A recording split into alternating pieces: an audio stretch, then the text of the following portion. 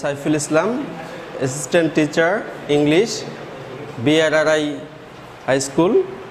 Dear students, welcome to English class. Okay. Dear students, today's topic is narration. Okay, but this is not usual narration.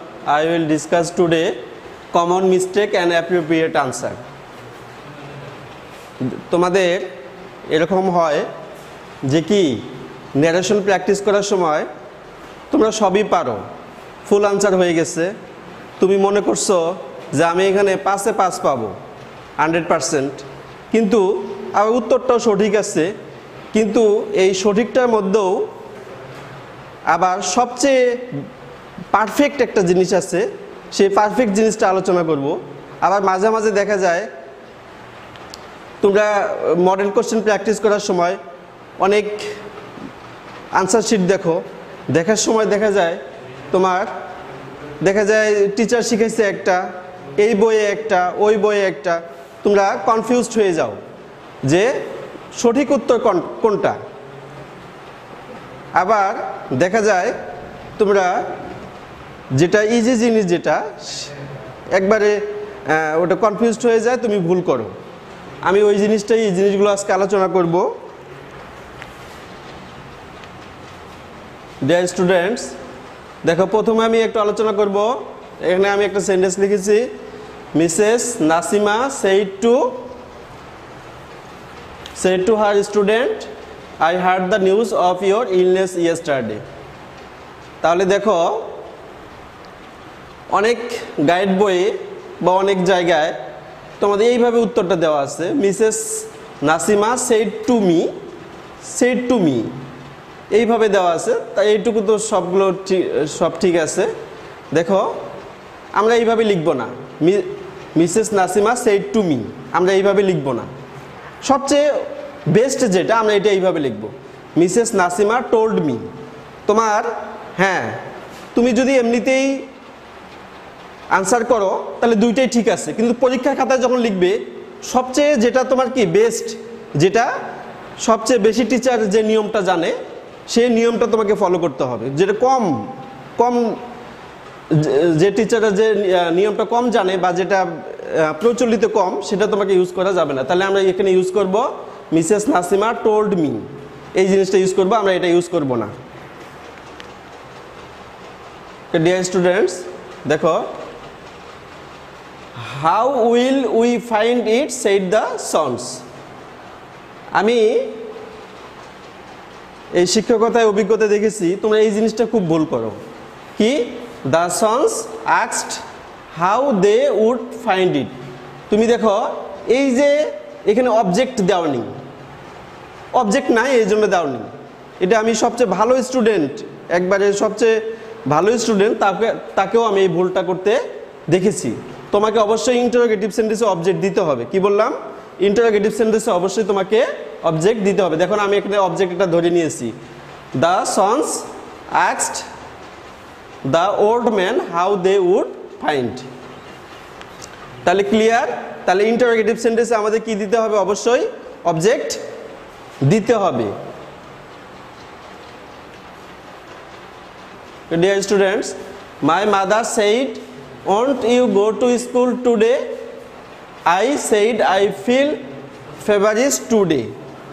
তাহলে দেখো এখানে উত্তরটা দেখো, মা বলল যে তুমি স্কুলে যাবে কিনা, mother asked me if I would not go to school that day. তাহলে দেখো তোমরা ভুলটা করো কোথায়, তোমরা কি করো, রিপ্লাইডের পরে একটা অবজেক্ট দিয়ে দাও। ওই যে টিচাররা বলে বা আমরা বলি যে অবশ্যই তোমাকে অবজেক্ট দিতে হবে, এই জন্য তুমি এখানে অবজেক্টটা দিয়ে দাও।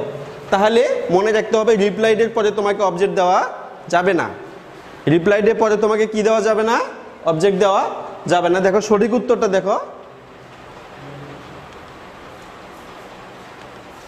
এটা হচ্ছে তোমাদের সঠিক উত্তর। রিপ্লাইডের পরে অবজেক্ট নেই। দেখো এখানে রিপ্লাইডের পরে কোনো অবজেক্ট নেই, রিপ্লাইডের পরে তোমার অবজেক্ট নেই।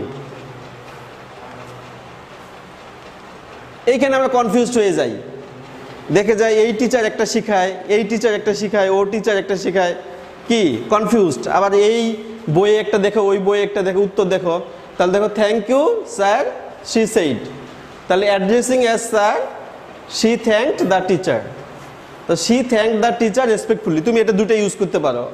মোটামুটি এই নিয়ম দুটোই সবচেয়ে ব্যবহৃত হয়, তুমি যে কোনো একটা ইউজ করতে পারো, তবে সবচেয়ে এটা ইউজ করলে বেশি ভালো হয়। She thanked the teacher respectfully.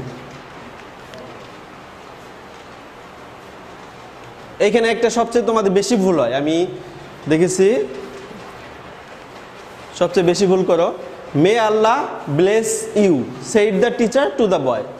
তোমরা কি করো, দ্য টিচার প্রেড, এখানে ফরটা দাও না, কি দাও না এখানে, তোমরা এখানে ফরটা দাও না, ফরটা না দিয়েই তোমরা এইভাবে লিখে ফেলো, the teacher prayed the boy that Allah might bless him. তাহলে এটা হচ্ছে রং, এটা হচ্ছে রং থিওরি। তাহলে তোমাকে দিতে হবে the teacher prayed for the boy, the teacher prayed for the boy, তাহলে এখানে ফর দিতে হবে, for the boy that Allah might bless him. এইখানে দেখো, may Allah bless you said the teacher to the boy, তাহলে the teacher wished for the boy that Allah might bless হিম।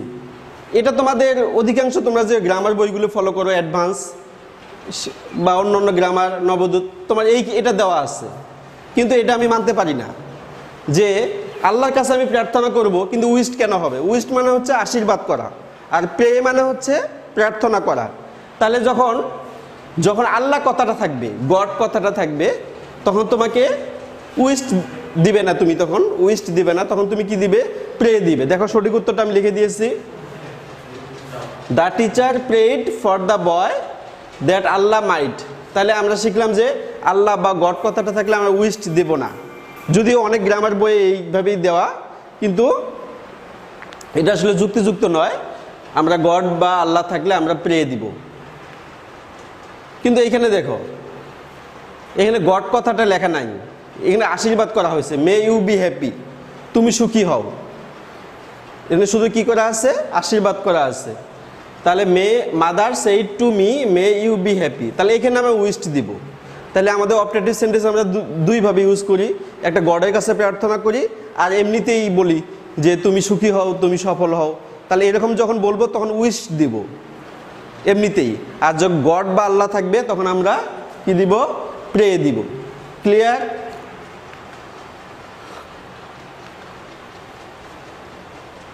আচ্ছা, এটা তোমাদের কমন মিস্টেক।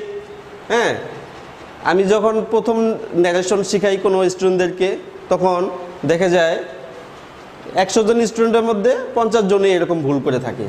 ওই যে মনে করে কি যে স্যার তো শিখাইছে যে অক্সিলারি ভার্ব এখানে সামনে থাকলে ইন্টারোগেটিভ সেন্টেন্স, তাহলে কিন্তু এটা কিন্তু ইন্টারোগেটিভ সেন্টেন্স না। ইন্টারোগেটিভ সেন্টেন্স যদি থাকতো তাহলে এখানে কোশ্চেন মার্ক থাকতো, এখানে তোমাদের কি মার্ক থাকতো, কোশ্চেন মার্ক থাকতো। কিন্তু যেহেতু কোশ্চেন মার্ক নাই, তাহলে তোমাকে এটা বুঝতে হবে ইম্পারেটিভ সেন্টেন্স। তাহলে অধিকাংশ স্টুডেন্ট এইভাবে আনসার করে, the man asked me if I did not fight against me, তাহলে এটা হচ্ছে রং। তাহলে সঠিক কোনটা? The man forbade me to fight against me. তাহলে যেহেতু এটা ইম্পারেটিভ সেন্টেন্স, তাহলে এটা কি হবে? ফরবেড হবে। আচ্ছা, আবার অনেক বইয়ে এইভাবেই দেওয়া আছে, অনেক গ্রামার বইয়ে, the man told me not to fight against. তুমি যে কোনো একটা ইউজ করতে পারো, সমস্যা নেই, যে কোনো একটা ইউজ করতে পারো।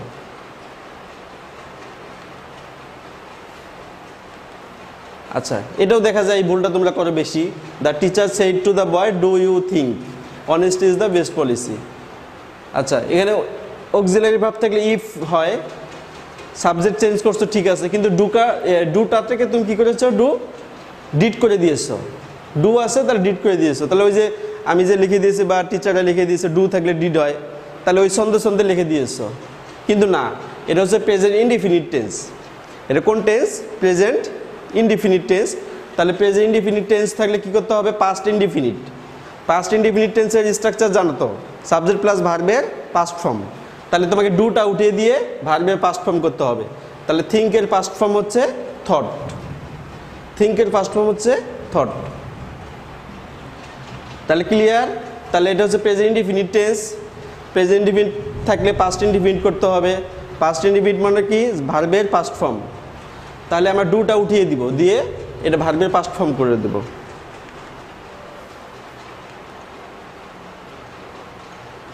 আচ্ছা, এই রুলটাতে স্টুডেন্টরা কনফিউজড হয়ে যায়। ওই যে আমরা যে শিখাইছি, টিচাররা যে শিখায় যে কি ওই যে ভকেটিভ কেস থাকলে মানে কমা দিয়ে কোনো কিছু থাকলে ওটা অ্যাড্রেসিং লিখতে হয়। সেক্ষেত্রে স্টুডেন্টরা কি বলে, এই যে এটা কমা দিয়ে আছে, দেখো রিমু কমা দিয়ে আছে, তাহলে অ্যাড্রেসিং এস রিমু, না এটা হবে না। তাহলে প্রশ্ন হচ্ছে কেন হবে না স্যার? যদি কমন নাউন হয়, এই নাউনটা যদি কমন হইতো, কমন বলতে কি মাদার, ফাদার, ফ্রেন্ড এরকম যদি হয় তাহলে হবে addressing as friend, addressing as brother.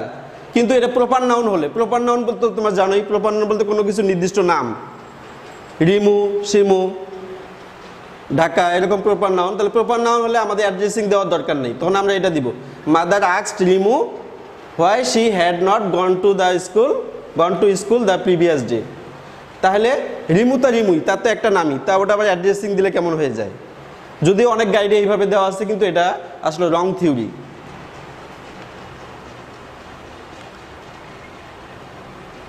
What your programme after the examination, এটা তোমাদের সবচেয়ে বেশি ভুল। অবশ্য প্র্যাকটিস করতে করতে আর তোমরা এই ভুলটা করো না, কিন্তু প্রাথমিক দিক দিয়ে বা পরীক্ষা হলে বেশি ভুলটা করো। তোমরা কি করো, হিডে আস্কড মিতা হোয়াট, তোমরা এই যে ভার্বটা আগে দিয়ে দাও, তাহলে এখানে ওয়াজটা আগে দিয়ে দাও, তাহলে হোয়াট ইজ, এখানে একটা ইজ হইতো, হ্যাঁ, what was her programme after the examination. কিন্তু এটা রং থিওরি। রং থিওরি কেন? আমরা যখন নিয়মটা পড়ি তখন কি পড়ি, সাবজেক্ট, তারপরে ভার্ব, তারপরে অবজেক্ট, তারপরে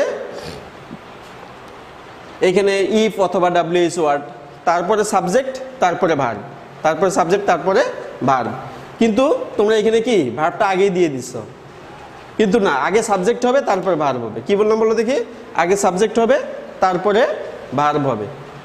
তাহলে what her programme was after the nation.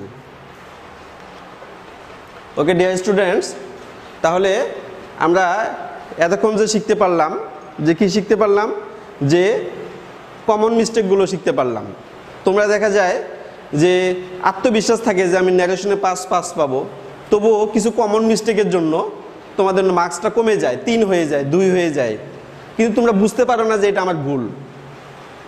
হ্যাঁ, কারণ তোমরা ওই যে আনসার শিট দেখে করো অনেক জায়গায়, যে ওখানে এটা থাকে, হ্যাঁ, যে তাহলে মনে হয় এটাই হবে, বা বিভিন্ন টিচার বিভিন্ন রকম বিভিন্ন নিয়মে শেখায়, কিন্তু বিভিন্ন টিচার বিভিন্ন নিয়মে শেখাইলেও বেস্ট জিনিসটা তো আছে, উত্তম জিনিসটা আছে না, একটা বেস্ট জিনিসটা আছে। তাহলে আজকে আমি ওটাই আলোচনা করলাম। তারপরে তোমার কিছু কমন ভুল হয়ে যায় যেটা চোখে ধরা পড়ে না।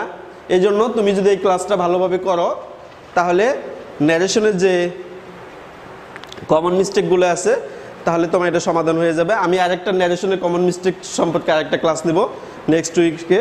ওকে, thank you dear students, watch the video and browse on Facebook. Okay, thank you.